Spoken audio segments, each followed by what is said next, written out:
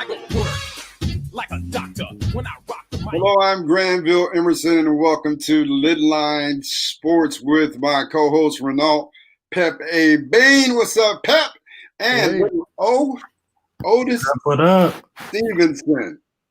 I'm going to share my thoughts on the Russell Wilson saga, and then I'm going to turn it over to you guys. And it's what allow me to say what Russell Wilson can't say or won't say, basically. Before I do that, I want to give a shout out to Tiger Woods. Glad that he is okay after hours of surgery to repair his broken legs. I understand his right leg was crushed after he drove his whip off of a cliff. There was no skid marks, no braking. He just drove that joint off the cliff and it rolled over. Still trying to figure out what went wrong, what happened. Toxicology report was negative. He wasn't under the influence of anything. I don't know what happened, but the golf world paid him homage yesterday by wearing red, which is what Tiger wears on Sunday.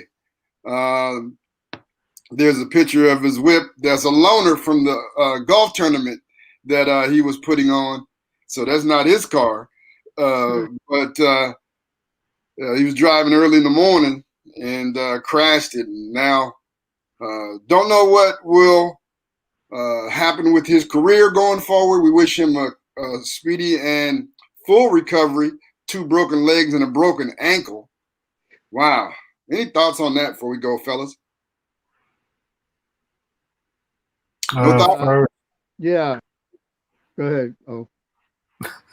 First of all, definitely prayers out. The most important thing is his health, and hopefully he can get back to 100% healthy. In my opinion, I mean, his career is the last thing that should be on his mind. Glad that it was nothing life-threatening. We know that with Tiger Woods and what he's been through over the last 5-10 years of his careers with the back and things of that nature, that we know he's a grinder, and we know that he's definitely going to fight to try to get back to as healthy as possible and possibly back on the golf course whenever that may be. But so, prayers for him and his family, and hopefully he can get back to Tiger Woods. Yeah, I want to co-sign what O said, and plus, I want to say that, man, he has a hedge of protection on him, because that particular accident probably would have killed a lot of people. I mean, because he's in good shape and he had a seatbelt on. We know that, but I'm overwhelmed. When you think about going over a cliff and then your car rolling over. So when you're rolling over, everything in the car is just going every which way. And, if he hadn't been wearing a seatbelt, there's no way he'd have came out of that alive. So what a blessing that he's alive. And hopefully he will get back to his life, not talking about his sport life, but I'm talking about his life in general. That's the main thing. And then, of course, he'll be able to walk okay and be fine. Hopefully. It's going to take some time, but, I'm just blessed. I'm just glad that he's been blessed to be alive. Yeah. I know that, because he is, the preeminent in the world, everybody wants to get back to golf. And then you also know that he's such a competitor that his quality of life probably would be much better if he did get back to golf. So, but of course, like you said, that's not the most pressing issue. The most pressing issue right now is just full recovery and being able to walk again. And so, yeah, our thoughts and our prayers go out to Tiger Woods, his family, and especially his 2 kids, concerned about their pops at this particular time. Now, to the subject at hand. Call your neighbors, wake the neighbor. This has been the discussion on the internet over the last week or so. Well, really the whole month of February, since the February 2nd interview with Dan Patrick, when basically Dan Patrick asked Russell Wilson, did he have a say in personnel decisions for the Seattle Seahawks? And Russell answered, well, a little, but not as much as I want. And then they got into talking about, well, Dan Patrick brought it up that Russell has been sacked 398 times in his career, by far more than any other quarterback in the NFL. And so that led Russell to say that he watched both Kansas City's quarterback Patrick Mahomes and Tom Brady, who won the Super Bowl for the Tampa Bay Buccaneers. He watched them in the Super Bowl, noticed how Patrick Mahomes was running for his life, and as I said on last week's broadcast, looked a whole lot like Russell Wilson being chased by Tampa Bay's front four. And then he watched on the other side of the ball, Tom Brady standing tall in the pocket like he was making sandwiches at Subway before he threw the football. and so Russ started talking about his need to have an offensive line that could block for him because he no longer wanted to be sacked as much. And that 400 sacks in his career is way too many sacks to be taken. And so people got on Russ, said he was throwing his lineman under the bus, which he wasn't. He was asked the question and he answered it. And everybody knows, as Pep has clearly articulated on the LidLine Sports group, that for his whole career, they have not done anything basically to get him help on the offensive line. And him getting sacked has always been a problem. Daniel, if you can you run the first Pete Carroll clip for me, please? The first Pete Carroll clip. And so what happened from there is The Athletic came out with an article. Well, this is Pete. This should be Pete talking about the offense when they were 5-0. Be effective, and I can't hear it. Seeing this is the culmination of 3 years' work to get to this point with he and Russ and the coaches and all of that, and they're just functioning at a really high level. And even when we get shut down and we don't do anything in the first half, we can rip and put points on the board. It's really important for everybody to know that we can score 21 points in 2 minutes. Because we're gonna need that again, likely down the road, and that belief and that the truth. So I think what we missed on the beginning of that interview was Pete saying that. Thanks, Daniel. Was Pete saying that Russell Wilson and and Brian Schottenheimer had been working together to develop the offense. Okay, this, mind you, that interview was after they had gone 5-0, and they had just come back to beat the Dolphins. Okay, and you heard Pete say that it's important for everybody to know that we can score 21 points in 2 minutes. I mean, how many times is that going to happen? Like, really, Pete? That's your expectation? Is if we're down, we can score 21 points in 2 minutes and win the game. And so all of that led to the Athletic article that came out, and basically the title of the article was Russell Wilson, Seahawks Rift, Driven by Power and Control. And from that article, everyone started talking about the plausibility and the possibility of Russell Wilson being traded from the Seahawks. And I submit that it's more than just about a good offensive line, and it's more to do with offensive philosophy. Okay? Now, here's a quote from The Athletic that stirred things up. And I quote, "Before the Thursday night game against Arizona, Wilson met with his coaches. For some time, Wilson has sought, even pushed, for influence within the organization regarding scheme and personnel. In the meeting, he, Russell Wilson, outlined his own ideas for how to fix the offense." This is after they lost back-to-back to the Cardinals and the Rams. No, the Buffalo Bills and the Rams.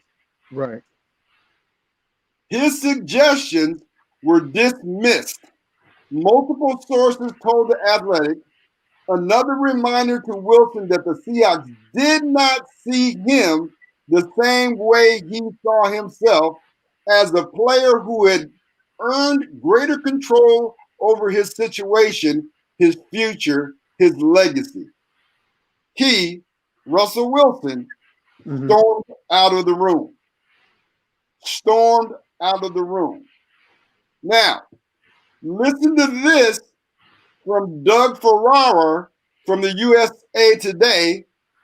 He once spoke with Super Bowl head coach, champion Bruce Arians about how he coaches his quarterback. This from Doug Ferrara, USA Today. And I quote, "I think the one thing we always have done with all our quarterbacks is they've really called the game," Arians told me. "Friday, we'll sit down and pick out his 15 to 20 favorite first and 10 plays.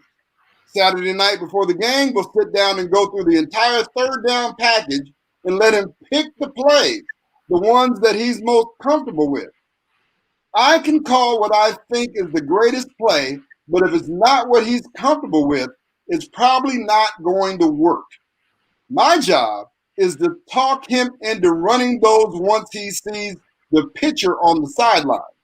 He's a veteran guy who works extremely hard, and you just, as a coach, try to put him into a position to be comfortable and successful," end of quote. So Russ is not asking for anything that most top QBs don't already have. Right. Daniel, roll my Russ clip when you get ready. Our So tempo, the our rip- pace of stuff and get in and out and all that. We kind of lost that a little bit, I think, along the way, maybe a little bit. And I think that's something that we do really, really well. And so to keep that tempo and that pace, I think something that's, I'm going to really try to study it a lot this offseason and see, how do we continue to, put our foot in the gas and everything else along the way. I think that will help us a little bit. I think also too is, like I said, I think that some of our guys got dinged up along the way, up front, and I think that in the first 5 games, you look at it, first 5 games or 6 games or so, we had all of our guys up front, and then that was kind of today was really the first time we've played with everybody. So that's Russell after the Rams wild card loss, talking about how in the first half of the season they played with tempo and pace, and they did things like the hurry up. They played the quick passing game, what have you, and how he wanted to go into the offseason and study what they did most effectively and then bring that into the upcoming season. All right. So we know now that it's not just about offensive linemen, it's about philosophy. We understand, too, that Brian Schottenheimer, Russell's partner in the whole thing, got fired. Why, Pep? Because he didn't buy into Pete's philosophy. Right. Mm-hmm. Right? Correct. So, allow me to say what Russell Wilson won't say. The Seahawks have never really spent money on the O-line since he's been there. The one time they did, They traded for left tackle Dwayne Brown, but then asked Russell to restructure his contract to sign him. People say, "Oh, Russ, that just means you got get the money later on." Yeah, that's true. But if you understand the time value of money, that is a real accounting term, the time value of money. That says money today is worth more than money tomorrow. So he's actually losing money doing that. Since 2012, nobody whose last name is not Brady, Rodgers, or Breeze has thrown more touchdowns than me. Only Rodgers and Breeze have a higher QB rating than me in the whole league. But y'all don't treat me like Rodgers and Breeze. How many Super Bowls have they won? Oh, snap. Just one like me? Should have been two. But let's not talk about you, Pete, all up in the old coordinator's headset, changing the play and not letting me hand the ball to Marshawn Lynch. Yeah, Malcolm Butler was waiting on that quick slant. If Malcolm Butler knew, Pete, how come you didn't know? You keep complaining about me throwing interceptions. Why? It's a part of the game, Pete. Guess who led the league in interceptions? Tom Brady. Yeah, the same Tom Brady that just won the Super Bowl. Tom Brady threw 17 interceptions. 17, Pete. I only threw 13. But I threw 40 TDs. 40. Only Aaron Rodgers threw more. The way you want us to play, one interception can mean the whole game. Your so-called balanced attack has too many run plays behind that patchwork line that you put out there every year. Pete, you ever wonder why our running backs all get hurt every year? You think it might be or have something to do with the linemen you've been putting out there? I mean, I get sacked 1 out of every 10 times I drop back to pass. Pete, nobody gets sacked more than I do. Our running backs get injured every season. Why? Let me give you a hint. The running backs getting hurt ain't got nothing to do with me holding the ball too long. Now, I may hold the ball, but you know, too, I'll sling that thing down the field, too, and get us a touchdown. Pete, in spite of all that, I got a quick question. How many times have you been to the playoffs without me? 1? Oh, okay. I've been there 8 out of 9 years. What was your record the one time you went to the playoffs? 7-9? Really, Pete? The NFC was that weak? The NFC West was that weak that you went to the playoffs with a 7-9 record? You know what my record was? Our record was the year I didn't go to the playoffs? 9-7. It wasn't 7-9. You know what that proves, though, Pete? Ever since I've been here with you, you've been a winner. Yeah, had a little something to do with me, don't you think? Yeah, maybe a little bit. Do you remember what our record was in 2017, the only year I already did that. Pete, how come almost 3 years or so you give me a new offensive coordinator? This is my 3rd one. Didn't we have the number 1 offense in the NFL before you shut down our high-flying act this year? Because truth be told, you were uncomfortable with the run-pass ratio. You were saying you were uncomfortable and needed to run more when we were undefeated.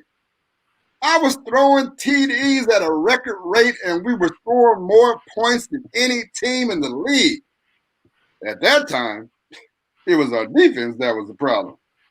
But you curbed our enthusiasm, slowed our roll, and then fired Shotty because you wanted to run the ball more. Shotty was my dude. Pete, he listened to me. We worked together on that offense. Then you stifled our creativity and poured water on our fire. by the end of the season, you had me out there looking like Mitch Trubisky.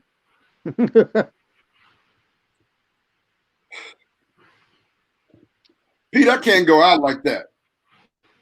Then you went and hired a new O coordinator that's never been an O coordinator. I've called way more plays than that dude, and you won't let me have input on the offense? Come on, man. How many plays has that dude called in the NFL? Let me help you out, Pete. 0. When I talk about being concerned about my legacy, that's what I mean. I can't do that, run the ball, keep the score close, then pull a rabbit out of my hat in the fourth quarter to give you a magic win forever, Pete. I heard you say in your press conference that that's your expectation, that we keep the ball close and that I would pull it out in the fourth quarter. I know I'm tied for the most fourth quarter comebacks and game-winning drives since entering the league in 2012, but that joint's getting old. I'm trying to blow fools out now. I'm trying to tell you I'm tired, Pete. Tired of getting chased, tired of getting sacked, tired of not getting back to the Super Bowl, tired of not getting the respect I've earned. Do you know I got a squad of kids now? Sierra wants more kids. I want to be able to give Sierra more kids. Pete, have you seen Sierra? I mean, I know you've seen her, but have you really looked at her? That girl's fine. Yeah, trying to keep that, Pete. I know you wear glasses. I don't know if you're nearsighted or farsighted, but maybe you haven't been able to focus in on her, man. But I'm trying to keep that woman, Pete. Yeah, come on, man. Everybody says I overachieve when I married Sierra. But you know what? They're not wrong. It's been 10 years, Pete. Coming on my 10th season. I've tried to talk about it ad nauseum. You're acting like you got hearing aids and your batteries are low. I've actually more than earned the right to put my stamp on the offense. I don't know why you're tripping, acting like the old stubborn dude that don't want to change. But guess what? I ain't afraid of change. So if our offense won't change and you won't change, I'm willing to change to the Raiders, Cowboys, Bears, or Saints. You don't want to change? I'll change. I'll be down in New Orleans with that Who Dat Nation, baby. Yeah. You see that the mayor really wants me down there, too. They even had the Seattle mayor, Jenny Durkins, to my, hey, back up off for us. Everybody want me but you, Pete. What's going on? So tell John Snyder, I want to be here, but you're the one that won't change. I'll holler. Deuces. Well done, Russ. Well done. That's what Russ really want to say. Yeah. Like your thoughts? Go ahead, Pat. I agree, man. You know, there's a few things that's been on my mind as far as Russ, because, you know, as we have said, it's 10 years now. He's been running for his life for the last 9 years. And here's the fact, he's 32 years old now, okay? So he's not 25 like Deshaun Watson. He's 32. So he needs to stop running and, you know, running for his life. And as a matter of fact, he needs to stop getting hit because he's 32 now, okay? We've got guys that have retired from the NFL at age 30. He's 32, and he gets hit. He's been getting, you know, he's been sacked 400 times, folks. That's a lot. And, you know, he ain't getting no younger. I mean, he's older now than he was yesterday, which only means what? He's going to continue to get older. So they need to wake up, because what's happening is Russ not only has been giving hints, but he's letting you know if this continues, he will not be here especially next year, because he's willing to give it another year, but I don't see what's going to change by next year, because as I'm going to talk to you about in my NFL Pep Talk, some teams have already made changes on the defense here, and it's going to make things worse for Russ, not better. Yeah, just piggybacking on what you guys said. I mean, to me, I understand the disconnect is clearly that John Snyder and Pete Carroll are on the same page. But when you have a star quarterback who has not only brought you a Super Bowl, just like you said, G, there's no reason why he is not making or helping to make important decisions and giving input and on the roster. And just like you said too about the offensive line, it doesn't make any sense that John Schneider is so cheap when it comes to trying to build a roster, trying to go the draft way, which I get it, but it hasn't worked. I think we maybe only drafted one or two solid offensive linemen. And then on top of that, the offense is outdated, and that showed with the crazy 180 turnaround in our season this year. As much interceptions as Russell Wilson threw, we had a great record. And definitely think Pete Carroll panicked after the two-game losing streak and started running the ball when we can't even keep a running back on the field healthy.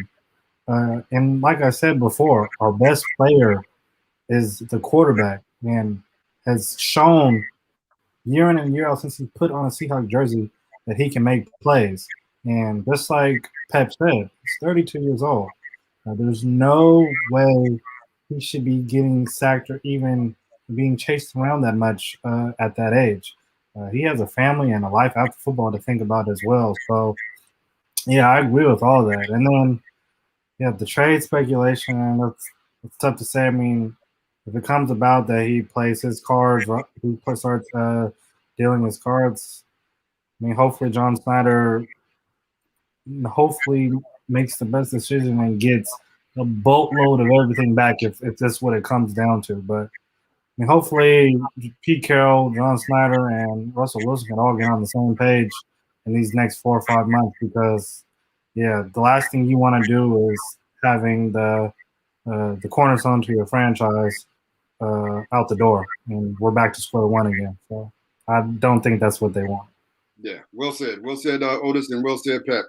We're going to go to a break. You're listening to LidLine Sports on Rainier Avenue Radio.world, Facebook Live, and all of our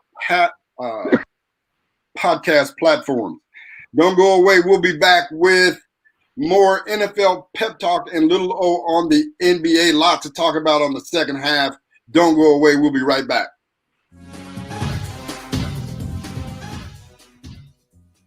Rainier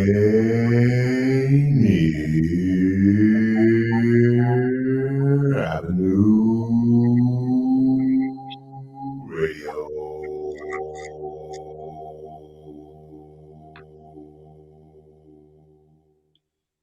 March is Women's History Month, and this year's theme is The Valiant Women of the Vote Refusing to be Silenced. It pays homage to the 100th anniversary of the ratification of the 19th Amendment, which gave women the right to vote here in the United States. Please stay tuned to Rainier Avenue Radio.world for shows and special programs highlighting and dedicated to honoring women on Women's History Month here. Please check us out at www.rainieravenueradio.world. Rainier Avenue Radio presents All Music All Day Saturday. Music all day Saturday. This is Edwin Bailey, Bulldog Blue. Jazz from the Cabinets. That's right. It's time once again for Jazz from the Cabinets with Big Poppy. Start Time. Thanks for tuning in. My name is Paul Pierce. This is Start Time. Saturdays, all music, all day. Reggae Hour, K-Fox Night. Looking for the perfect beat? Yeah, it's the beat of the Fox. Fresh Juice with D-Money in the Myself, Blue Money. Nice Size Patron. Taylor Hart. Resistance here. The Northwest Rap Game. DJ Medina, Chad Cheddar, Northwest Racket. Sergio Lacour's Love Line. It's Sergio's Love Lines with Sergio Lacour. Going to the phone lines. Hello, who we talking? Sea Monster Radio. Mo Jams. It's your jam. We're live. Welcome to Mo Jam Mondays. This is KZ of KZ Music Media. Caller Goddess for Mo Jam Mondays. Just my opinion. God is inspiration all day and all night. Saturdays. Rainier Avenue Radio App. This is the news on Rainier Avenue Radio. Former NFL players Chris Long, Harry Sidney, and Twan Russell have been awarded funding for their nonprofit foundations through the league's Legends Impact Grant Program. Per ESPN, the award is a component of the NFL Foundation's Player Foundation Grant Initiative and supports ex-players in their commitment to making their communities, quote, happy, healthy, and safe, unquote.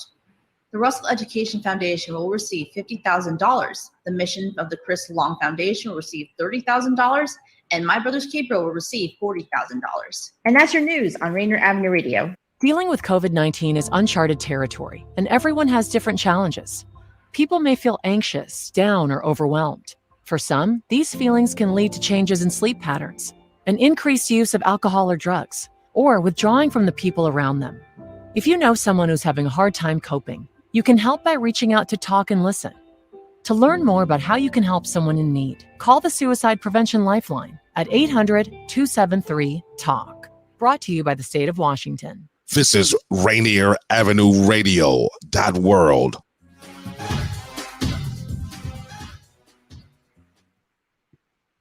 Granville Emerson along with Renault, Pepe and Lil O Stevenson. We were talking about the Russell Wilson saga on the first half of the show. If you missed it, go back and watch it.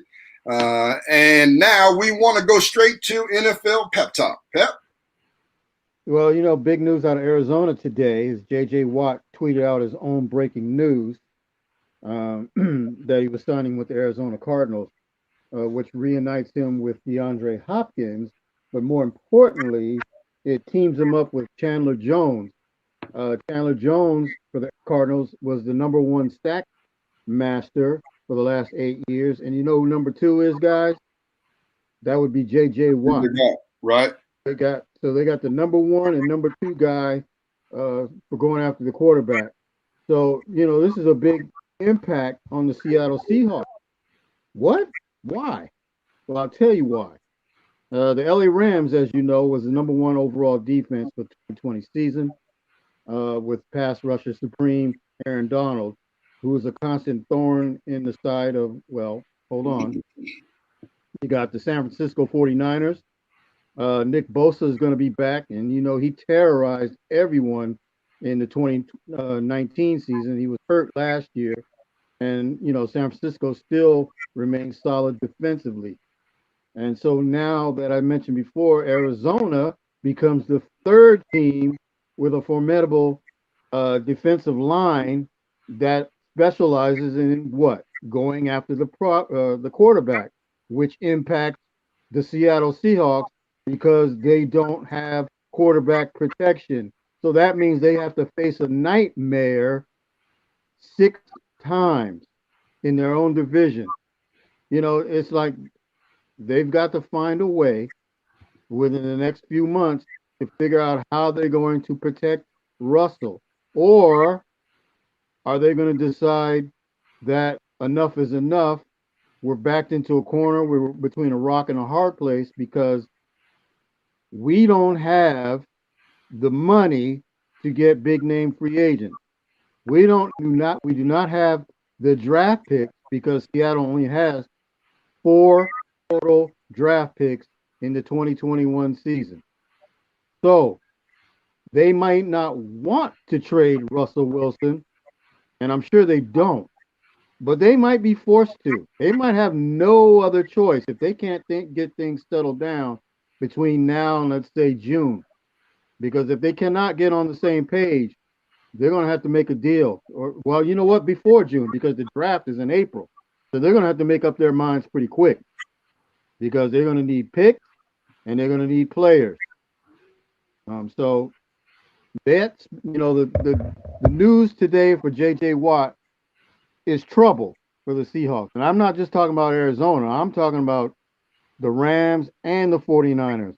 I mean, Seattle was 12-4 and they won the division this year.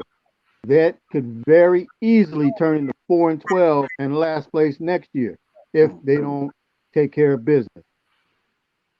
So John and Pete, y'all got to make a move. You know your time is up. Let's go. Yeah. Pete and John are really working with relative autonomy after Paul Allen passed away, and now his sister runs the team, but she doesn't have much input on the situation, and so I think that is why Mark Rogers, Russell Wilson's agent, has taken the measures that he's taken to try to bring some attention to the situation in terms of Russell's needs. I think they are benefiting from the small cap because guys won't be able to sign for as much money as they normally would sign for. Mm-hmm. So there should be a glut of free agents out there that they might be able to sign for a lot less money than they would normally. So that might work for them.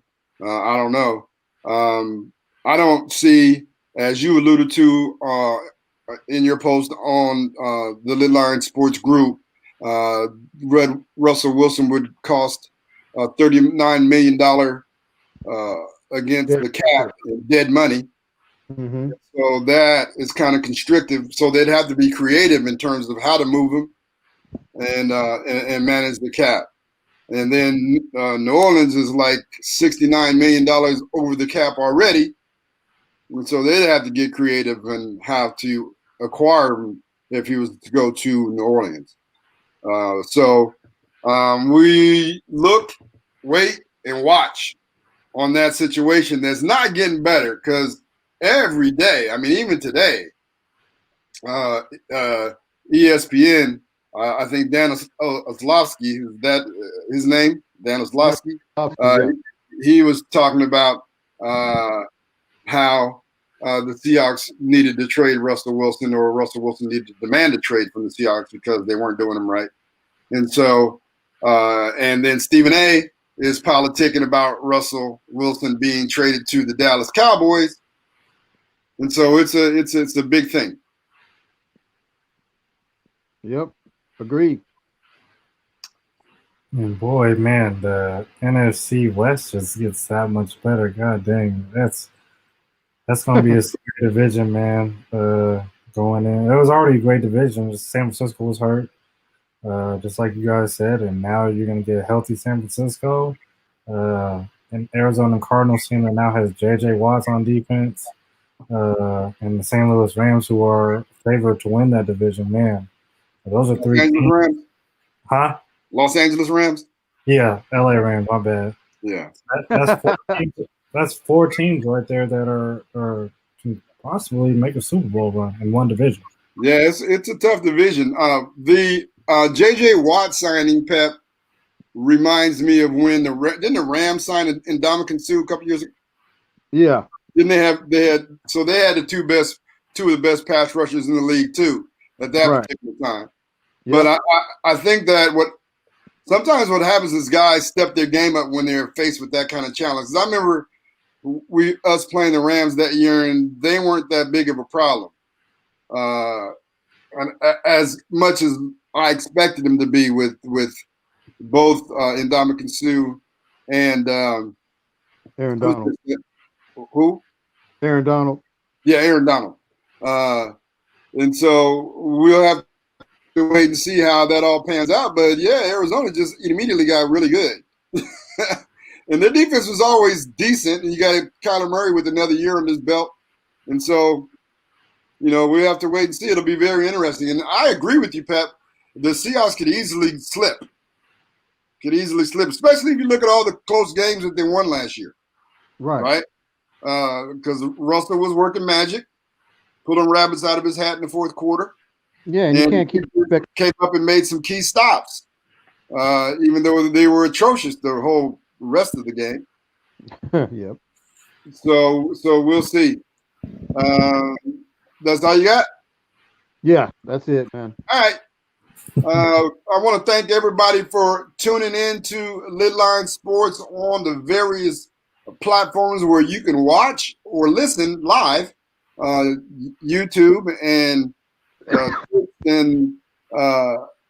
Rainier Avenue Radio and Facebook Live. I want to thank you. Thank you for your participation, especially Nancy Conges, Rhonda Dorsey, J.A. Ugly, Michael Carter, GQ Taylor, Doreen Eng, and whoever else I'm missing, because I only get like a few people that logged on first and made comments. So we appreciate you all for tuning in every week, and appreciate you all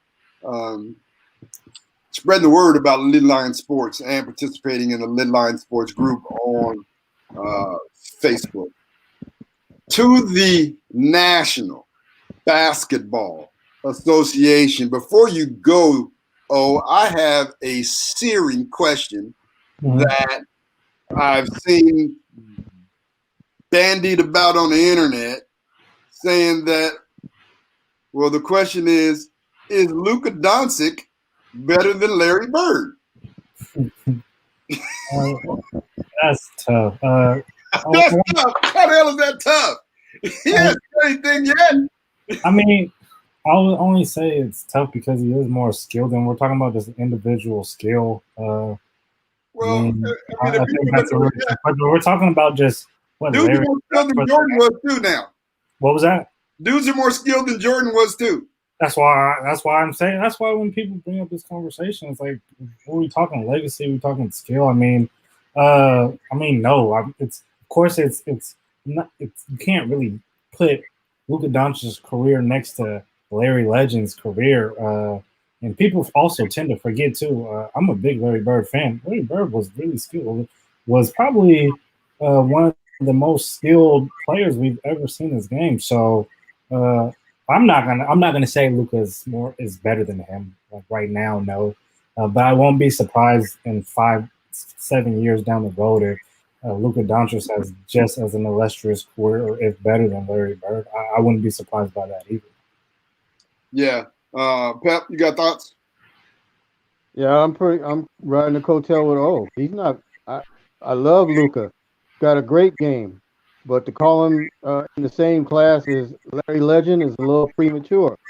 You know, Larry Bird, when he got to the Celtics had won like 29 or 21 games, something like that.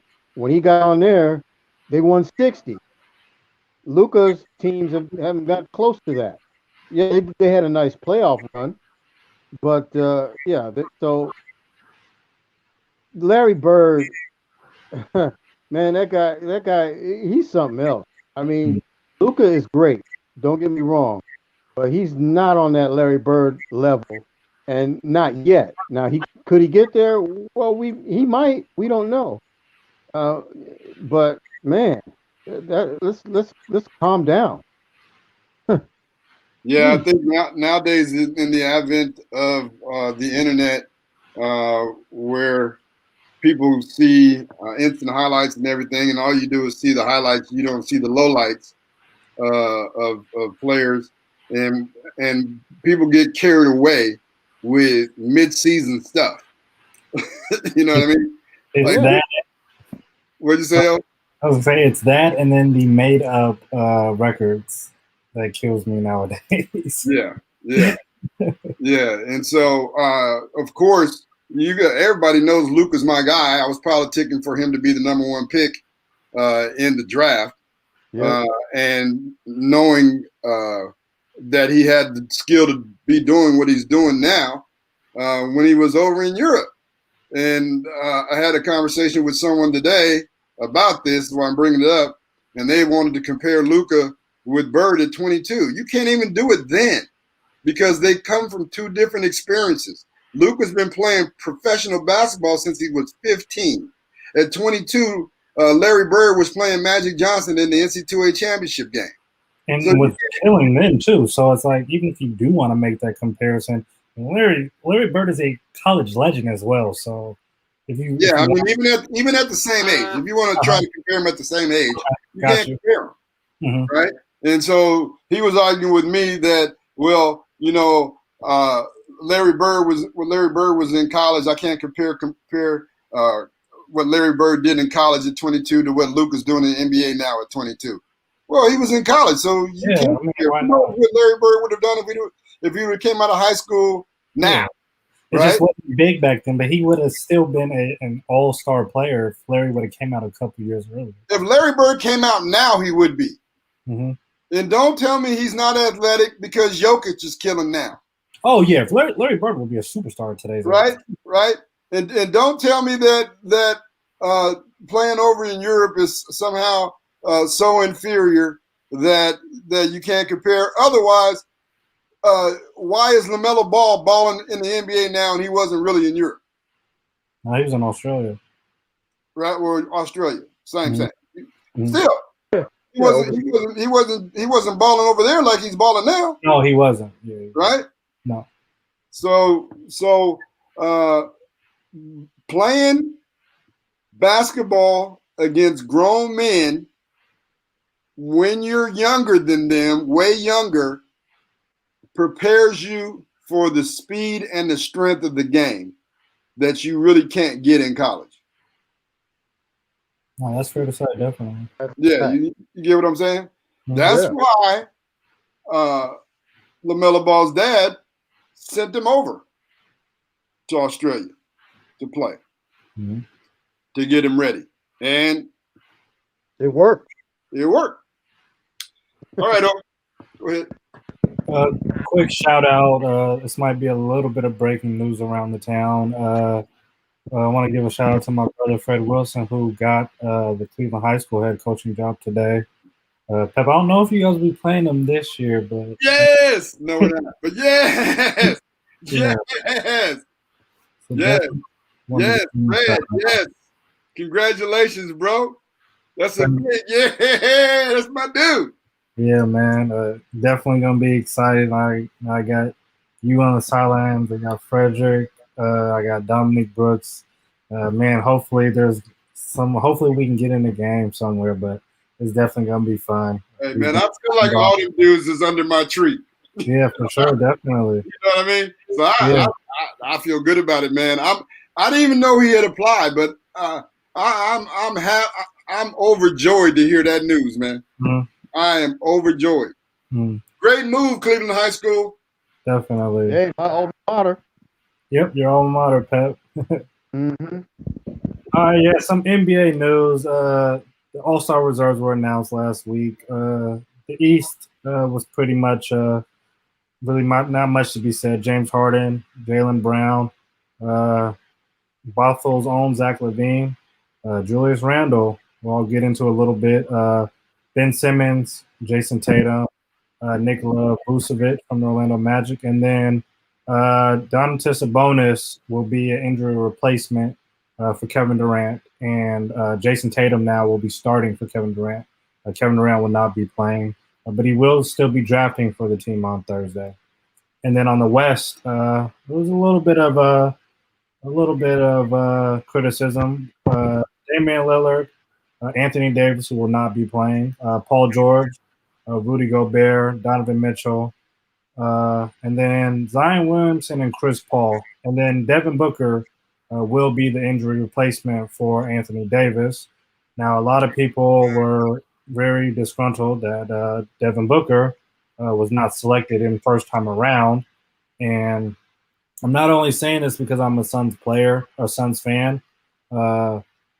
I'm just a little confused on, the winning stats and all that. I love Chris Paul. I love everything that he's done for this team.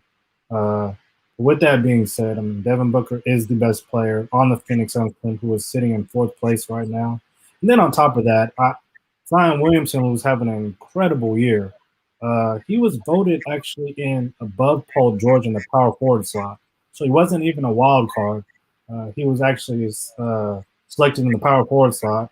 With their team being outside the playoffs race right now.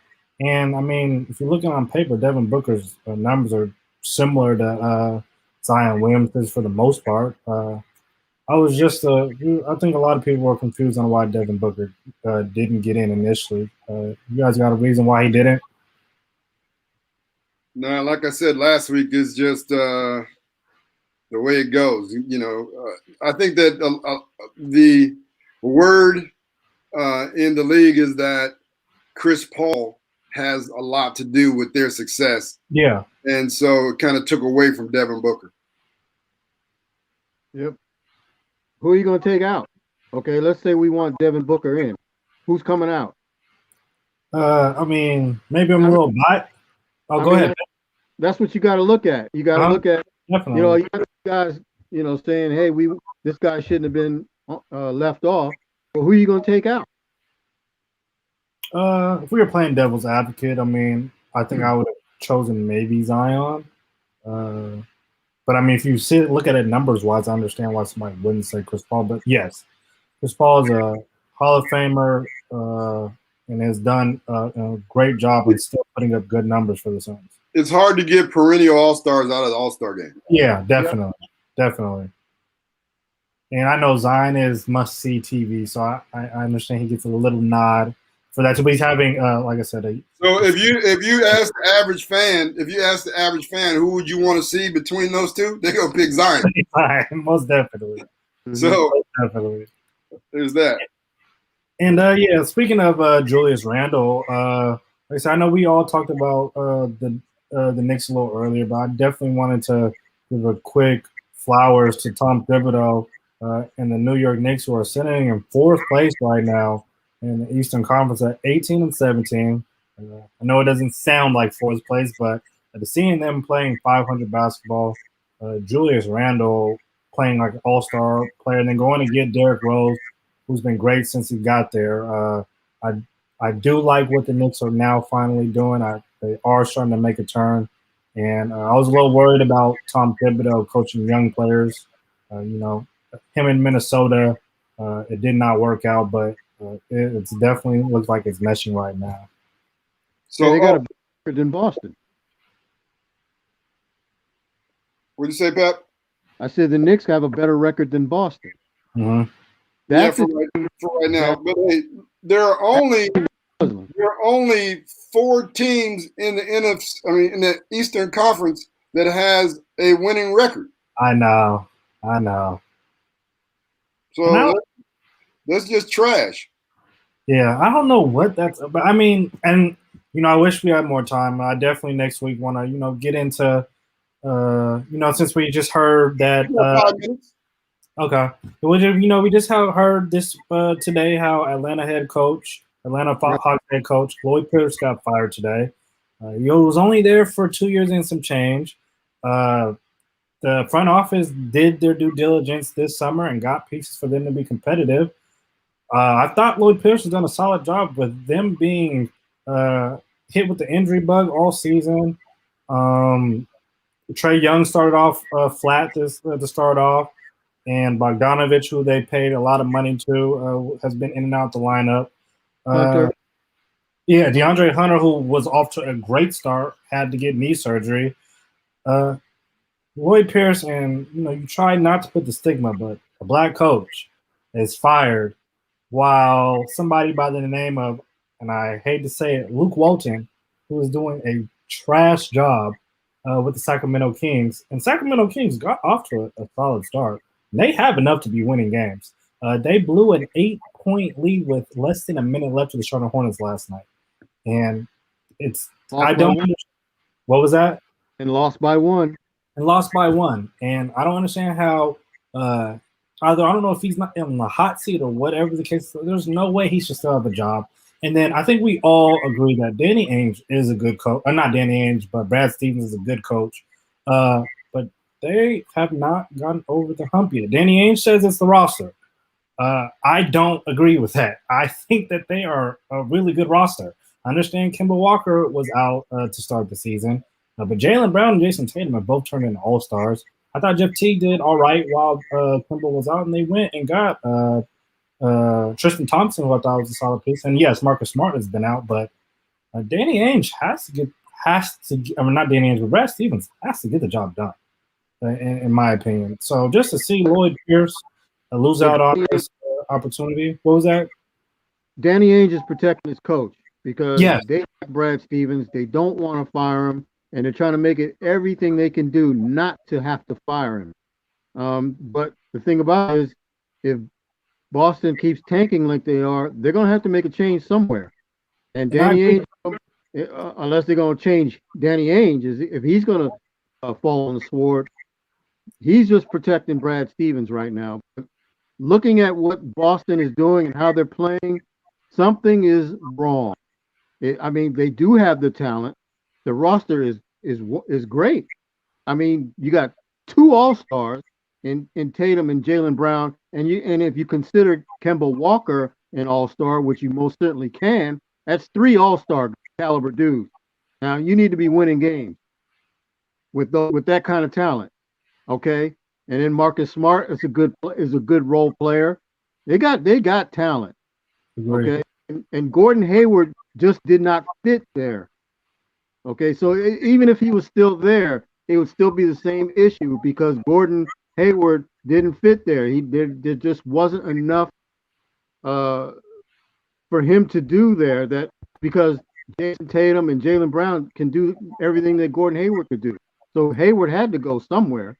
But I mean, man, look, Stevens got to get it. He's got to pick it up. Yeah. So I mean, hopefully Lloyd Pierce, won't get knocked for what he was handed when he first got to that Atlanta roster, and then hopefully Nate McMillan, who will be the interim coach, we all lobbied that he should have not got fired at the Pacers, can pick up the pieces and turn this team around. I do think that they still have a chance of making the playoffs, and we all know Nate McMillan is a great coach. Well, everybody got a chance in the Eastern Conference. Exactly. If they turn it around. Thanks, Lil O. Thanks, Pep, for your good reporting. We appreciate it. You all are listening to LidLine Sports on Rainier Avenue Radio.world and Facebook .com, Facebook Live. Tune in again next week for more great sports talk. You've been listening to and watching LidLine Sports. That's sports as we see it from just below our lid.